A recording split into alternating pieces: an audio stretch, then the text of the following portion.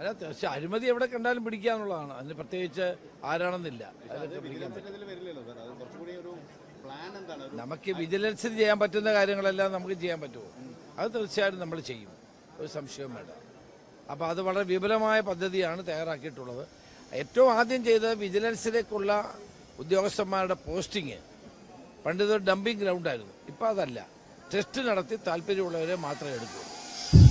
അപ്പോൾ അത് തന്നെ ഒരു പ്രധാനപ്പെട്ട കാര്യമാണ്. അപ്പം കൊള്ളാവുന്ന മിടുക്കന്മാരായ സമർത്ഥരായ അഴിമതിരഹിതമായി പ്രവർത്തിക്കുന്ന ഉദ്യോഗസ്ഥന്മാരെ കൊണ്ട് ഈ പ്രവർത്തനം നടത്തുക എന്നുള്ളതാണ് നമ്മൾ വെച്ചിട്ടുള്ളത്.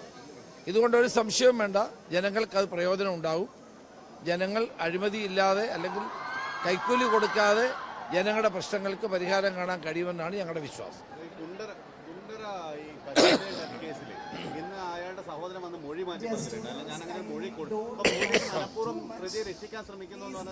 പോലീസ് എന്തിനാ പ്രതിയെ രക്ഷിക്കാൻ ശ്രമിക്കുന്നത്? പോലീസ് അതിന്റെ യാതൊരു ആവശ്യവുമില്ല. ഞാൻ DGPയുടെ റിപ്പോർട്ട് ചോദിച്ചിരിക്കുകയാണ്. പോലീസ് ആളുകളുടെ പരാതി വന്നു, 2 കുട്ടികളെ കാണാനില്ലാതെ. അപ്പൊ പോലീസ് വിളിച്ചോണ്ട് വന്നു. അപ്പൊ അദ്ദേഹത്തെ ഉടനെ വിടുകയും ചെയ്തു. 40 ദിവസം കഴിഞ്ഞാണ് ആള് മരിക്കുന്നത്. 13.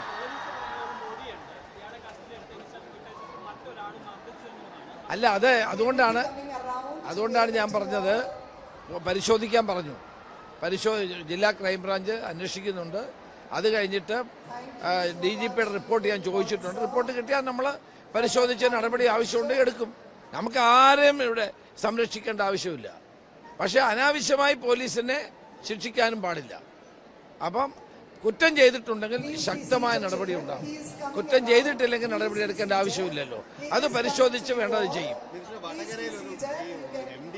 വളരെ ദൗർഭാഗ്യമായ കാര്യം, 3 ടീച്ചർമാരാണ് അറസ്റ്റിലാവുന്നത്. അതായത് സ്കൂളുകൾ ലഹരി പറ്റില്ല എന്ന് പറഞ്ഞാൽ നമ്മൾ മുൻപോട്ട് പോകുമ്പോൾ ടീച്ചർമാർ തന്നെ ഇതിൽ ഇൻവോൾവ് ആവുന്ന ഒരു അവസ്ഥയാണ്. വളരെ വേദനാജനകമായ സംഭവമാണ് വടകരയിൽ ഉണ്ടായത്.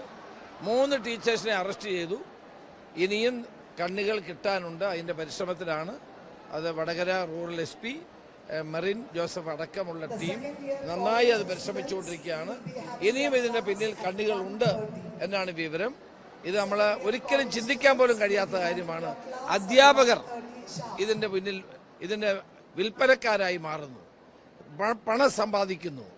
ഇവരിനി കുട്ടികൾക്ക് കൊടുത്തിട്ടുണ്ടോ എന്നുള്ളതാണ് എൻ്റെ പേടി. അതും പരിശോധിക്കാൻ പറഞ്ഞിരിക്കുകയാണ്. ഒരിക്കലും അംഗീകരിക്കാൻ കഴിയാത്ത കാര്യമാണ്. ടീച്ചേഴ്സ്, ഡോക്ടേഴ്സ്, അതുപോലെ ജിമ്മിൽ പ്രാക്ടീസ് ചെയ്യുന്ന ട്രെയിനേഴ്സ്, അല്ലേ, ട്രെയിനേഴ്സ്, ഇവരെപ്പോലുള്ള ആളുകളൊന്നും ഇത് ചെയ്യുമെന്ന് നമ്മൾ കരുതുന്നില്ലല്ലോ. ഓപ്പറേഷൻ തുഫാൻ കൊണ്ട് അങ്ങനെ ഒരു വലിയ മാറ്റം ഉണ്ടായിട്ടുണ്ട്.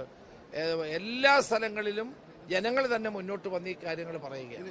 TG മോഹൻദാസിന്റെ കേസായിട്ടുള്ള കേസെടുത്ത വളരെ മോശമായ പരാമർശങ്ങൾ ജൻസിക്കെതിരെ നടത്തുന്നു, അവർ വെടിവെച്ച് കൊല്ലണമെന്ന് ആവശ്യപ്പെടുന്നു, സമരം ചെയ്യുന്നവരെ. അതിനിപ്പോൾ പോലീസ് കേസെടുത്തിട്ടുണ്ടോ? അതിന്റെ വിശദാംശങ്ങളെന്ന് പറയും. അതിന്റെ FIR എടുത്തു, കേസെടുത്തു. അതിന്റെ അന്വേഷണം ഞാൻ ഈ പരാതി മുഖ്യമന്ത്രി എനിക്ക് നൽകിയപ്പോൾ തന്നെ അത് സൈബർ ക്രൈംസിന്റെ IG പ്രകാശിനെ ഏൽപ്പിച്ചു. പ്രകാശ് ഇമ്മീഡിയറ്റ് ആയിട്ട് തന്നെ FIR ഇട്ട് അന്വേഷണം ആരംഭിച്ചിട്ടുണ്ട്. ശക്തമായ നടപടി ആ കാര്യത്തിൽ ഉണ്ടാവും. അന്വേഷണം നടക്കട്ടെ. ആരാ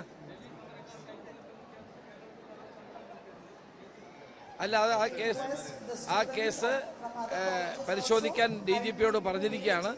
ഏതെല്ലാം തരത്തിലുള്ള കേസാണ്, എങ്ങനെയാണെന്ന് പരിശോധിക്കണമല്ലോ.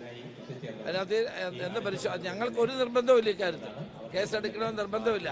പക്ഷെ പല സ്ഥലങ്ങളിലും പോലീസിനെ ആക്രമിക്കുക, ബാരിക്കേഡ് തകർക്കുക, ഇങ്ങനെയൊക്കെ ചെയ്തിട്ടുണ്ടെന്നാണ് പറയപ്പെടുന്നത്. ഏതായാലും ശരി, അത് പരിശോധിക്കാൻ DGPയോട് ആവശ്യപ്പെട്ടിട്ടുണ്ട്. ആവശ്യപ്പെട്ട് അനാവശ്യമായി ചുമത്തിയ കേസുകളൊക്കെ അതിന്റെ മെറിറ്റിന്റെ അടിസ്ഥാനത്തിൽ തീരുമാനിക്കും.